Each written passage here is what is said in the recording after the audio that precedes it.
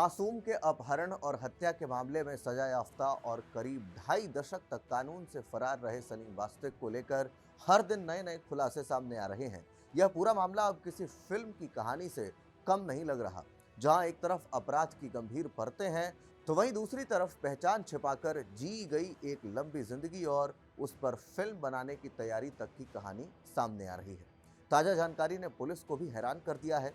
बताया जा रहा है कि सलीम की जिंदगी पर फिल्म बनाने की योजना बन चुकी थी और इसके लिए उसे करीब 15 लाख रुपए एडवांस के तौर पर भी दिए जा चुके थे, यानी सलीम वास्तव को यह अमाउंट मिल चुका था।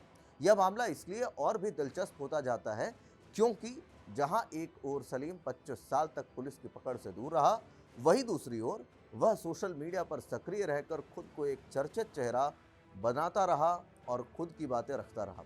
उसने सलीम वास्तव 0007 नाम से अपनी एक अलग पहचान बनाई और खुलेआम वीडियोस के जरिए अपने विचार साझा करता रहा।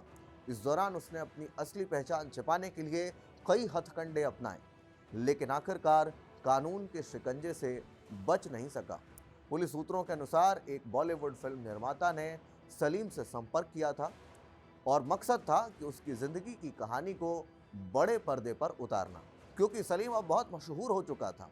शुरुआती बातचीत भी हो चुकी थी और कहानी के अधिकार के लिए सलीम को 15 लाख रुपए एडवांस दिए जाने की बात सामने आई है।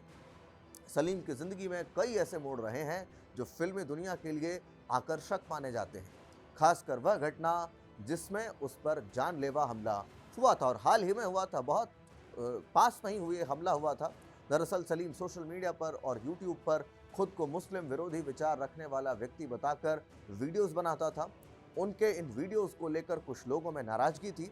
इसी नाराजगी के चलते उत्तर प्रदेश के लोनी इलाके में उस पर जानलेवा हमला किया गया। वैसे तो प्लानिंग बहुत दिन से चल रही थी, मगर तब जो हमला था गाजियाबाद में वो सक्सेसफुल रहा और हमलावरों ने उस पर ताबड़तोड़ चाकुओं से वार किए। बताया जाता है कि सलीम को करीब 14 बार जो है उसके जिस्म पर चाकू गोदे गए थे, लेकिन वह किसी तरह बच गया। इस घटना ने उसे अचानक सुर्खियों में ला दिया।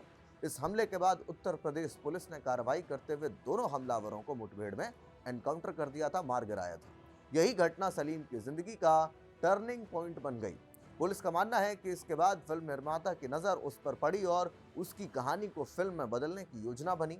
हालांकि अब जांच एजेंसियां इस पूरे एंगल की भी गहराई से जांच कर रही हैं कि क्या यह कहानी पूरी तरह सच है या इसे जानबूझकर फिल्मी रूप देने के लिए बढ़ा चढ़ाकर पेश किया गया। जांच के दौरान यह सवाल भी सामने आया है कि क्या सलीम ने अपनी छवि को जानबूझकर इस तरह गढ़ा ताकि वह खुद को एक कहानी के रूप में पेश कर सके, या फिर यह सब घटनाएं वास्तव में हुई जिनके बाद फिल्म रंग देने की कोशिश की गई। पुलिस अब इस पूरे मामले की हर पहलू से पड़ताल कर रही है। इसी बीच सलीम के खिलाफ फर्जीवाड़े का मामला भी दर्ज करने की तैयारी चल रही है। आरोप है कि उसने अपनी असली पहचान छिपाने के लिए नकली दस्तावेज तैयार किए और अलग अलग नामों से रहकर पुलिस को लगातार चकमा देता रहा।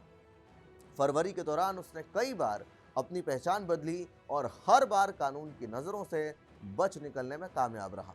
सलीम की पृष्ठभूमि भी कम दिलचस्प नहीं है और पुलिस जांच में सामने आया कि उसका जन्म वर्ष 1972 था और उत्तर प्रदेश के शामली जिले के नानूपुरा मोहल्ले में उसका जन्म हुआ था। शुरुआती जीवन में उसने मार्शल आर्ट्स की ट्रेनिंग ली थी और वह शाओलिन कुंफू में प्रशिक्षित था। इतना ही नहीं, उसने दिल्ली के दरियागंज स्थित एक स्कूल में मार्शल आर्ट्स इंस्ट्रक्टर के रूप में काम किया था। इसके बाद उसने मुस्तफाबाद इलाके में जैकेट सप्लाई का कारोबार भी शुरू किया। इसी दौरान उसकी मुलाकात अनिल नाम के एक व्यक्ति से हुई जिसने उसे अपराध की दुनिया की ओर धकेल दिया। धीरे धीरे सलीम आपराधिक गतिविधियों में शामिल होता चला गया और फिर एक मासूम के अपहरण और हत्या के मामले में उसे सजा सुनाई गई। हालांकि जेल से पैरोल पर बाहर आने के बाद वह तभी से फरार हो गया, 2000 की बात है। इसके बाद करीब 25-26 साल तक वह पुलिस से बचता रहा। इस दौरान उसने कई शहर बदले, अलग अलग पहचान अपनाई और हर बार खुद को कानून से बचाने में सफल रहा। यह लंबी फरारी ही उसे एक रहस्यमय किरदार बना देती है। परिवार की बात करें तो सलीम का परिवार आज भी शामली के नानूपुरा इलाके में ही रहता है। उसके बड़े भाई मुजफ्फर हसन ने बताया कि पिछले कई वर्षों में उनका सलीम से कोई संपर्क नहीं था। परिवार ने उसकी गतिविधियों से खुद को पूरी तरह अलग कर लिया था। उनका कहना है कि सलीम बचपन से ही बड़ा आदमी बनने का सपना देखता था और ज़्यादा पैसा कमाना चाहता था। इसी चाहत में उसने गलत रास्ता बचपन से ही चुन लिया था। जब परिवार को उसकी आपराधिक गतिविधियों के बारे में पता चला तो उन्होंने उससे नाता तोड़ लिया। परिवार के अनुसार उन्होंने हमेशा उससे दूरी बनाए रखी और उसकी ज़िंदगी से खुद को अलग कर दिया। दिल्ली पुलिस ने अब सलीम को गिरफ्तार कर तिहाड़ जेल भेज दिया है। लेकिन इसकी कहानी भी बड़ी दिलचस्प है। उसकी गिरफ्तारी के बाद यह मामला लगातार सुर्खियों में बना हुआ है। लोग इस बात को लेकर हैरान हैं कि जो व्यक्ति सोशल मीडिया पर खुलेआम सक्रिय था और खुद को एक अलग पहचान के साथ पेश भी कर रहा था, वो दरअसल एक सजा याफ्ता अपराधी था। और यह मामला सिर्फ एक अपराध की गिरफ्तारी तक सीमित नहीं है। और हम आपको आगे भी बताएंगे कि कैसे सलीम वासिक इस पूरे मकड़ जाल में फंस गया, वो भी एक गलती की उसने। बल्कि उसने कई बड़े सवाल भी खड़े कर दिए, जैसे क्या सोशल मीडिया के जरिए कोई व्यक्ति अपनी असली पहचान को इतने लंबे समय तक छिपा सकता है? क्या अपराध की दुनिया से जुड़ा व्यक्ति अपनी कहानी को ब्रांड बनाकर पेश कर सकता है?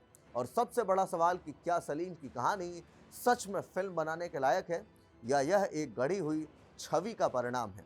फिलहाल पुलिस ने इन सभी पहलुओं की गहराई से जांच की है। आने वाले समय में यह साफ होगा कि सलीम वास्तिक की ज़िंदगी की यह कहानी कितनी सच्ची है और इसी के साथ इसमें कितना फिल्मी तड़का लगाया गया है।